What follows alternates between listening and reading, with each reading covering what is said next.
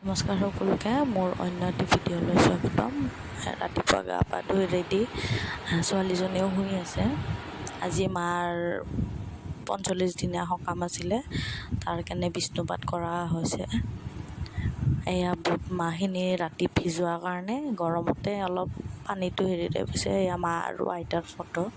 কাষত মই পায়স বহাই দিছোঁ আৰু লগতে ছোৱালীজনীৰ খোৱাও বহাই দিছোঁ। তাই কোলাত উঠিবৰ কাৰণে এনেকৈ আছে। তাই গা পা ধুই আনিলোঁ। তাই ফটো উঠিম বুলি ক'লে বিৰাট ভাল পায় আৰু দুখনমান ফটো তাই এনেকৈ দিলোঁ। লগতে দাদাইও পূজাত বহিলে। এয়া আমাৰ মাহী চব্জি কাটি আছে।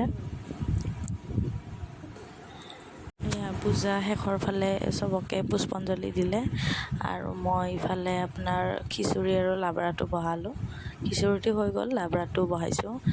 আজি গৰমো বহুত দিছে, বাকীখিনি ভিডিঅ' কৰা নহ'লে